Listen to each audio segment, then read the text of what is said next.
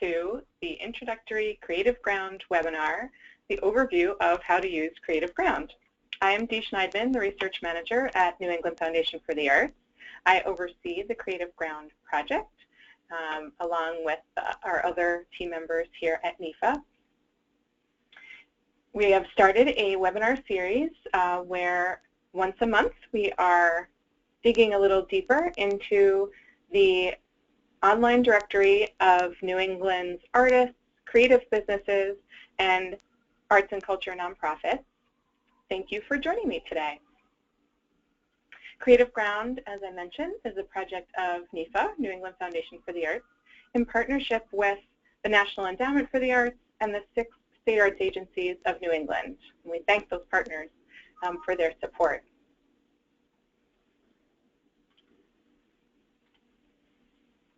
Let's get started looking at the site. On my screen, you should be able to see the homepage of CreativeGround. If you want to learn more about the background of CreativeGround, how the profiles came to be in there, feel free to click on the About page. You can see at the top of the screen. Today we're going to focus on the main elements of the site, which is, of course, to search and explore the directory, getting listed, and how to get involved in promoting the site and sharing your profile with others. So as you can see, the main element of the homepage is to start right away with a search. CreativeGround is an online directory, of course. It has roughly 30,000 profiles in the 6 New England states right now. It's growing every day. As you can see right here in the little description, CreativeGround is really meant to spotlight the creative activity in New England. It is also the database that is used to support any research reports that NEFA commissions about the arts and culture sector of New England and how it impacts the communities of our region. So let's dive in with a search. The most common search types, of course, are by keyword. So if I'm looking for any artists or organizations that have anything to do with Indian dance, I'm just going to type in that keyword. I could specify a particular profile type. These are the 3 types of profiles that we have in CreativeGround, or a particular New England state, but I'm going to start with a pretty broad view. I'm curious about who is involved in Indian dance in New England. I don't have a particular location in mind. So I'm going to click on Search, and this is a pretty typical search results page. You can see an icon key at the top of the page. It tells you what the little icons that you'll see mean. If I start to scroll down, I'll see the results that are returned initially 10 at a time on the page, mapped with their street location, if we have that information.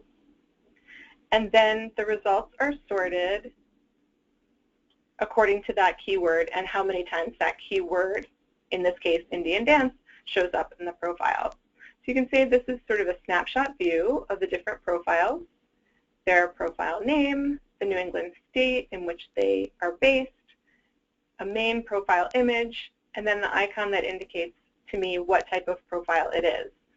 This is an artist profile, their primary discipline is dance, and the type of business is an individual artist. Now, I see on the left-hand side that I've searched for a keyword. I have other options, of course. I can search for a particular profile name, a particular postal or zip code, and the state or profile type, as I mentioned. But there are also many additional enhanced search options. So if I click on this drop-down menu, it gives me many more options on the left-hand side of the screen. I can designate a distance from a postal code if I want to actually see a larger geographic area. I can search for multiple institution and business types. This gives a good sense of all the profiles that are in CreativeGround. I can look for a particular activity or service if I'm looking for someone who does arts instruction, or for a business that provides recording facilities.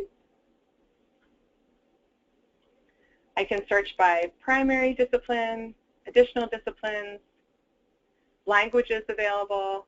As you see, there are many options on the left-hand side. And of course, all of these fields that I can search by on the left-hand side represent information that is within an individual profile.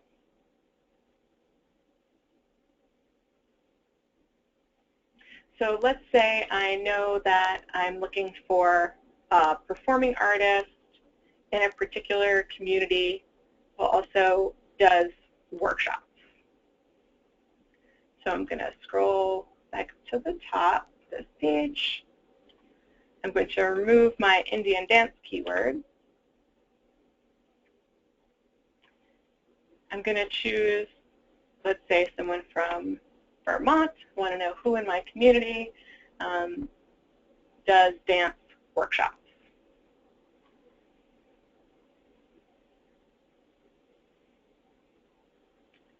So I'm going to choose an activity of workshops.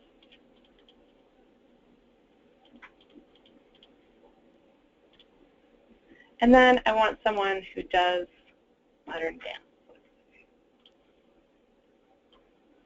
So now I scroll all the way down the page to the bottom and I hit search.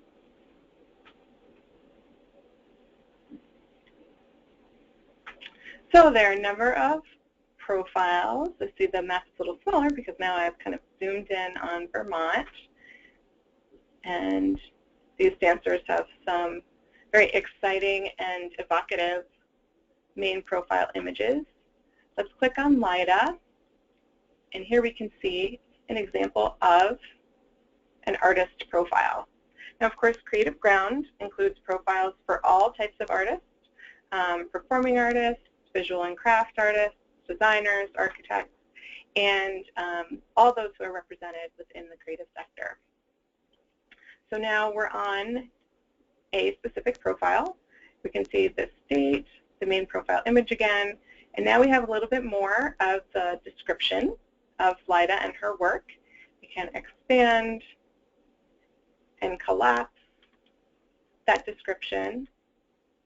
And as we scroll down, on the right-hand side, there's room for contact information, and basics of how to contact her.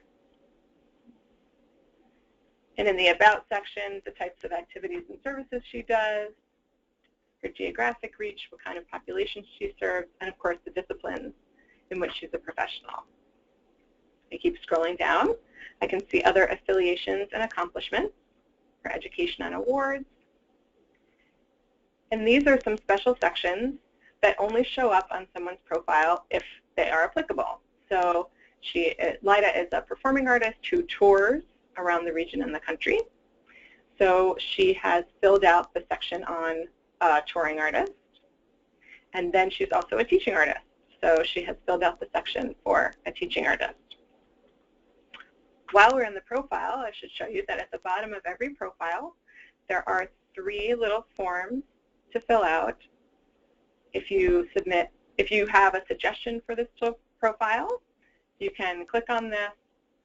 A little form will pop up. You give us your information, what your suggestion is, who you are. If you want to flag this profile for any reason, you can fill out that form. And then if this is your profile, and this is typically for organizations, if this is a profile for your organization and you're a new staff member, let's say, and you want to request management of the profile so that you can make edits directly, this is the web form that you fill out. So let's continue looking at the rest of the profile. I'm going to scroll back up to those so we can see the left-hand side. On the left-hand side, we have a gallery of images and videos. We can scroll through the gallery, see a description of the image, and here you can see that this is an embedded video, and we can play it right in CreativeGround, the video from Vimeo. There's some more images. As you can see, your CreativeGround profile is a good place to kind of consolidate all the information about the work that you do, the creative work that you do. Scrolling down further on the left-hand side, there's a link to Lida's Facebook page. This is how you can email her through the site. If you have a Twitter feed, you can put that in here as well. And if you have additional places on the web that you want to link to, you can put in your website course, links to other sites like a blog or video that is hosted by someone else. And then further down, this is the I have worked with section. This is where artists and organizations should put all of their work experience and the partners that they have in doing their creative work. The kind of interdependence of artists and organizations and schools and businesses of the creative sector is a really unique element of the creative sector, and CreativeGround allows us to kind of track and see those relationships in real time and with real people and real organizations. We call this your top 25. You can enter 25 relationships or collaborations, and we encourage you to update these every 6 months, every year, so that you have some nice current ones right at the top.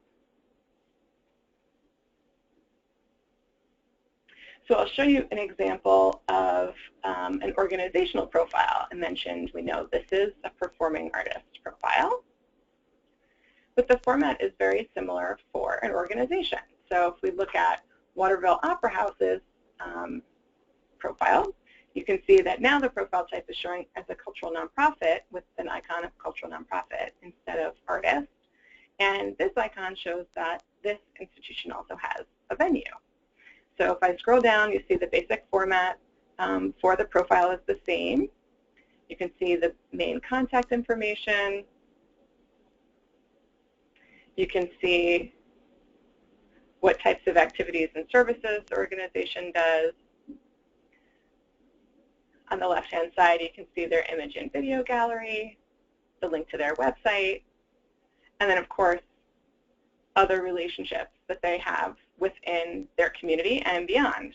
And you'll notice that these partners, these related profiles, are hyperlinked. That means that they have a profile in CreativeGround, and you can click on this link and go directly to the profile for that organization within CreativeGround as well.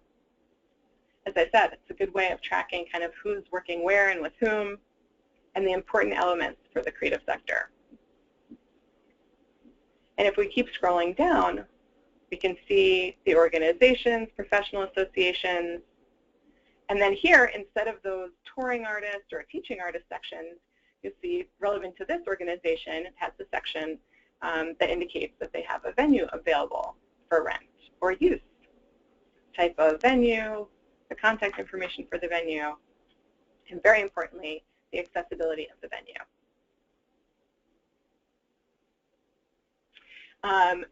So just to reiterate, we have all types of artists in CreativeGround. This is an example of another artist profile, but this is a visual artist, a sculptor, of course, with some beautiful images, some links to other videos, and then, of course, his relationships as well, where he has worked, his awards. It's really the opportunity to demonstrate your professional experience and help those in the creative sector find you, and for you to find collaborators as well, but also for those who are not within the creative sector to understand what they need to know about you before potentially working with you or asking you to participate in a local project.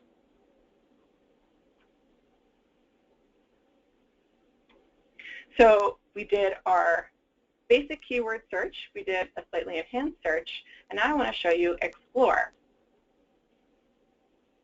We looked at individual profiles, but let's say I don't really know exactly what I'm looking for. Explore is a great way to start browsing around CreativeGround. What Explore does is it starts with all of the profiles, as it says here, the big picture.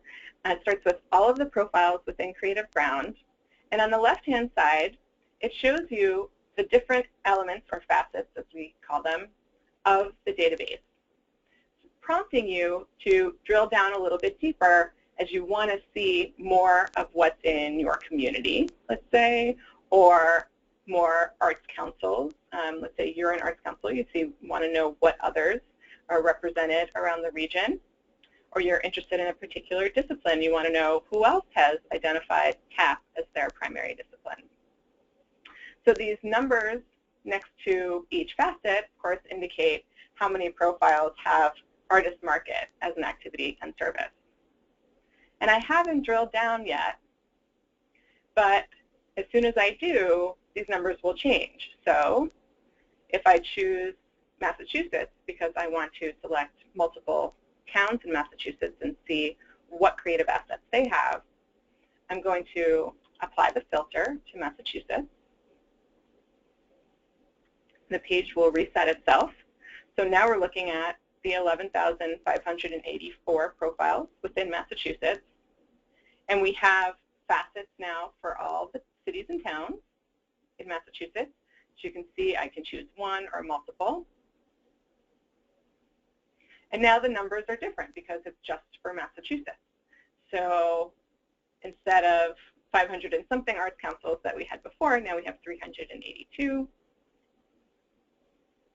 As you can see, now we have a subset of those folks who had chosen CAP as their primary discipline, and so on. So you can see how by browsing around the directory and kind of using these facets on the left-hand side, it gives you a general picture of the creative sector of New England and where the clusters of activity are. You can see there are quite a few profiles in Amherst and in Acton. And maybe if you're from Andover, you want to see how many profiles are in Andover and reach out to artists that you know who should be creating a profile on CreativeGround. CreativeGround is free for artists, organizations, and businesses to create their user account and then create a public profile.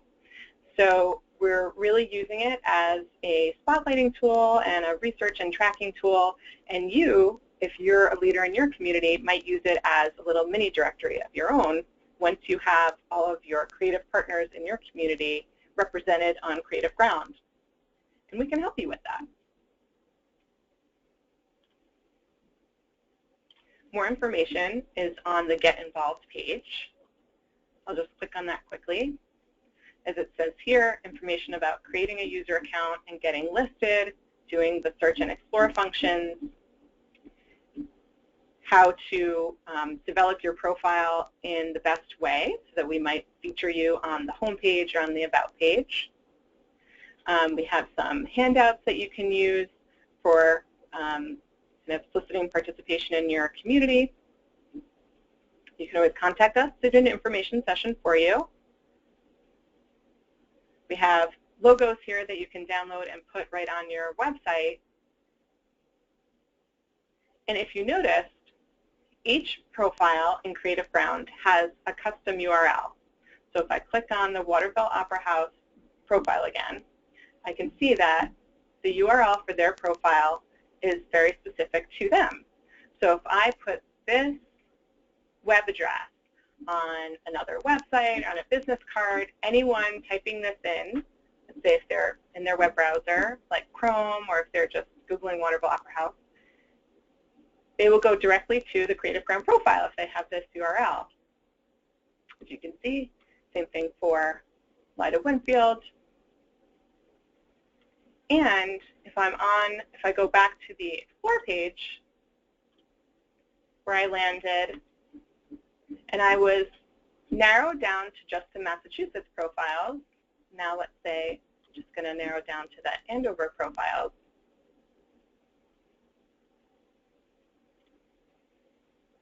This URL at the top of the page is custom, and you can put that on excuse me, your Andover website if you're a cultural council from Andover, for example.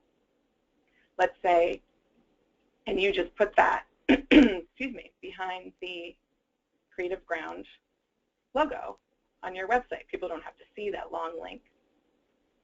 And if you have any questions about, you can contact us at creativeground@nefa.org. There's more information on the Get Involved page about NEFA's grants and programs, our blog that CreativeGround posts to periodically, upcoming events like CreativeGround webinars. And of course, if you want to contact CreativeGround, it's as easy as clicking on this link and filling out a little web form, tell us what it is that we can help you with. Now I'm going to show you how to get listed on CreativeGround. You've looked at all the profiles and you've decided, well, I have a creative business as well, and I would like to make sure that I have a public profile on CreativeGround. All you're going to do is click on the Get Listed button and walk through the process of instructions.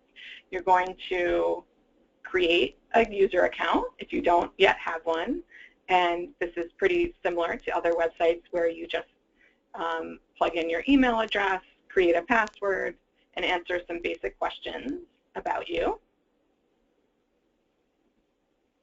And you click on this button and create a new account.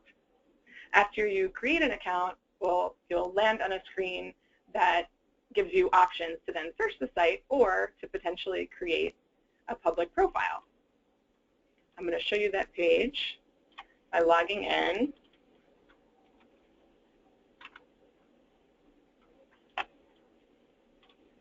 My user account. Of course, if you forget your password at any time, you can click on the Request New Password link. And here I am on my user account page. So this means I've created my free user account. If I want to edit my user account information, like my password, I can click on the Edit button. And this page also shows any public profiles that I have. I manage a very important CreativeGround profile called Nifa Loves CreativeGround Webinars, which is good to use in demonstrations. But let's say I have a new business that I've started, and I want to create a new public profile. The first thing I'm going to do is check in CreativeGround and make sure that it doesn't already exist.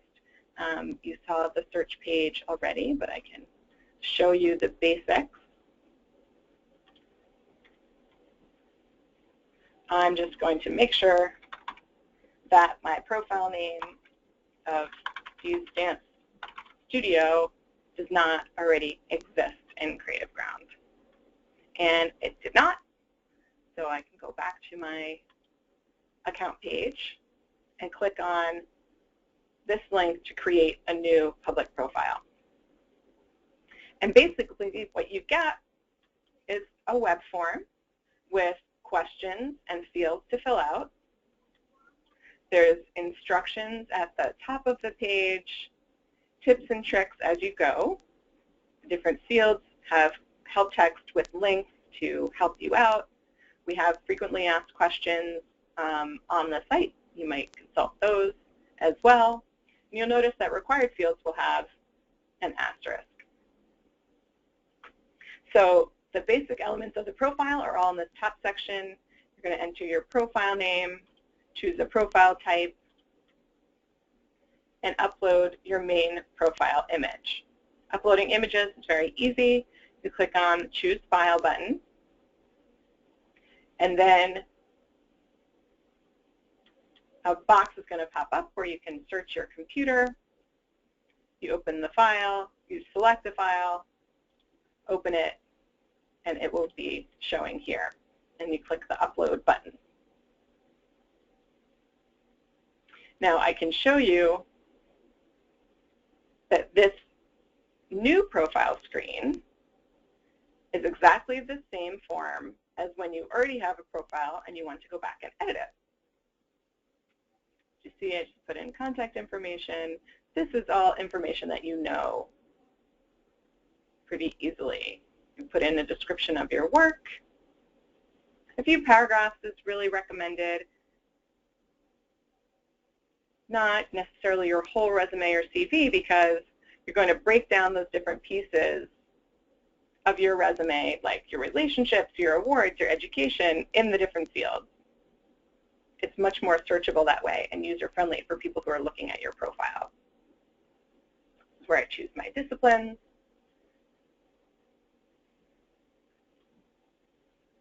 So I'm going to go back to my account page and show you how I get back into a profile once I've created it. So I fill out all the required fields. I go down to the bottom and click the Save button. And anytime I want to come back to edit my profile, I just click on my account, comes back to my account page, and my profile is here, and I can click on the Edit Profile link.